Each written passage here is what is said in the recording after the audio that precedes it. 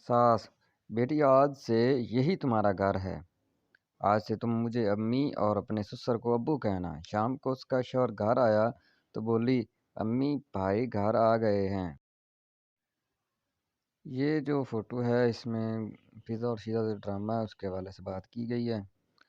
अगला लतीफ़ा है जी, पप्पू नया नया डॉक्टर बना। उसने पहला ऑपरेशन किया। ऑपरेशन करके बाहर आया तो कहता, या अल्लाह पहला तोहफा भेजा है, कबूल फरमाना।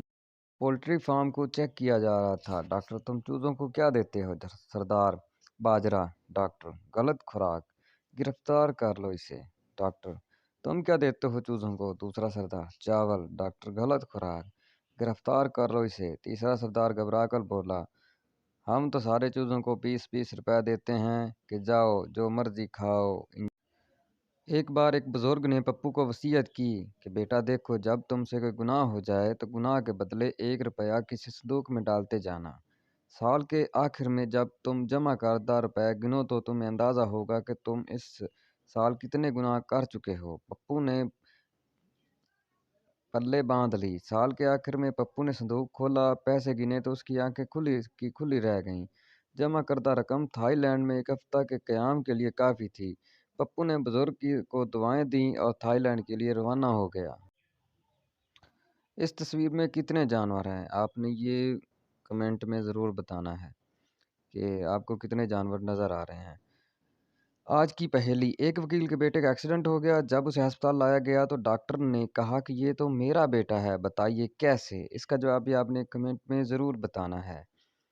लतीफ़ा है जी, पैसा इतना कमाओ कि चलगोज़ से सस्ते लगने लगें, और हौसला इतना बढ़ाओ कि मेहमानों के आगे रखते हुए मौत ना पड़े।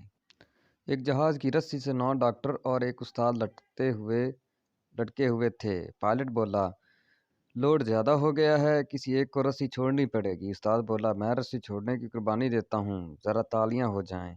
ये सुनकर सब डॉक्टर ने तालियां बजाना शुरू कर दीं और नीचे गिर गए। नतीजा, उस्ताद आखिर उस्ताद होता है। शेख साहब के कुछ रिश्तेदार उनसे मिलने आए। बीवी ने किचन में शेख साहब को बुलाया और बताया कि घर में चीनी नहीं है। शेख साहब ने बीवी से कहा, पति दूध हमेशा की तरह कम और पानी ज़्यादा डालकर चाय बनाओ, बाकी मैं संभाल लूँगा। बीवी ने मेहमानों को चाय पेश की तो साहब ने कहा, इसमें से एक कप में चीनी नहीं है। वो जिसके हिस्से में आए, हम सब कल बीवी बच्चों के साथ उसके घर मेहमान होंगे।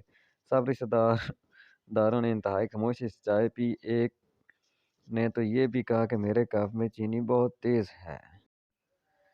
बेगम ने मोटे मोटे आंसू बहाना शुरू कर दिए। मेरी हैसियत घर में नौकरानी की है। शौहर ने कहा, खाना मैंने बनाया, बच्चों को मैंने तैयार किया, बर्तन मैंने धोए, झाड़ू मैंने लगाया, नौकरानी तुम कैसे होगी? बीवी मुन्ने के अब्बा, नौकर की बीवी कौन होती है? नौकरानी ही। लो कर लो गल हुण तुसीं। अगर तुम अगर लोग तुमसे मुतासिर हो रहे हैं तो तकब्बर ना करो, बल्कि अल्लाह का शुक्र अदा करो कि उसने तुम्हारे ऐब छुपाकर तुमको लोगों में मुअज़्ज़ज़ बना रखा है। सच्चा प्यार और 4 दानों वाली मूंगफली नसीब वालों को ही मिलती है। सही बात है। एक बार एक इंजीनियर अपनी चारपाई पर मच्छरदानी लगाकर लेटा हुआ था। उसकी मच्छरदानी में सुराख था। मच्छर बार बार उस सुराख के ज़रिए अंदर जाते थे। इंजीनियर परेशान हो गया। उसने मच्छरदानी में एक सुराख और कर दिया और दोनों सुराखों को पाइप के ज़रिए जोड़ दिया। अब मच्छरों का दिमाग ख़राब, इधर से गए उधर से निकले। इंजीनियर से पंगे, नाट चंगे। अगर आपने मेरा चैनल सब्सक्राइब नहीं किया तो अभी चैनल सब्सक्राइब कर लें। शादीशुदा हजरात को अगर कोई लड़की फेसबुक पर ज़्यादा लिफ्ट करवा रही हो तो उनको ज़्यादा खुश होने की ज़रूरत नहीं। हो सकता है कि ये उनकी बीवी का खुफिया अकाउंट हो। हाँ, मतलब फेक अकाउंट से डरते रहना चाहिए हमेशा शादीशुदा हजरात को।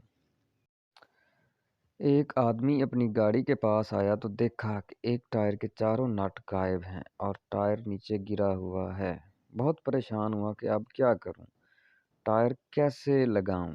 साथ ही पागलखाना था जिसकी खिड़की से एक पागल बाहर झांक रहा था। पागल ने आवाज़ लगाई, बाकी 3 टायरों में से एक एक नट खोलो और इस टायर में लगा लो।